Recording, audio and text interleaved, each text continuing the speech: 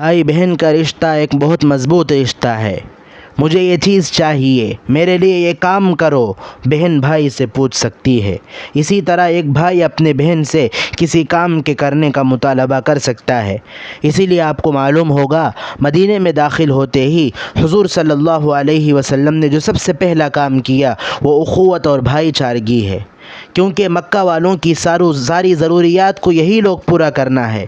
بار بار ان سے تم مکہ والوں کے لیے یہ کرو، ان کو یہ دو، اس طرح بولنے کے بجائے دونوں کو بھائی بنا کر چھوڑ دینے کا فیصلہ کر کے مدینے کے ایک ایک انصاری صحابی کے ساتھ مکے کے ایک ایک مہاجر صحابی کو ملا کر اخوت بھائی چارگی پیدا کر دیے۔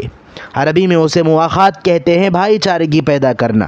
دو صحابہ کو بلا کر آج کے بعد یہ تمہارے بھائی ہیں اور تم ان کے بھائی ہو، اس طرح ربط قائم کر دیے، جس کے نتیجے میں کیا ہوا، وہ گھر کے اندر تک جا سکتے تھے۔ گھر کے اندر تک جانے کا حق صرف بھائی کا رشتہ ہی دے سکتا ہے۔ اگر کہہ دیا جائے کہ تم ان کو گھر میں گیسٹ کے طور پر رکھ لو، تو گیسٹ مہمان کی طرح رہنا ہوگا۔ گھر کے ایک مخصوص جگہ میں، مخصوص کمرے ہی میں رہ سکتا ہے، سارے گھر کا حق اسے نہیں مل سکتا۔ گھر کا سارا حق ملنا ہو تو وہ بھائی ہونا چاہیے۔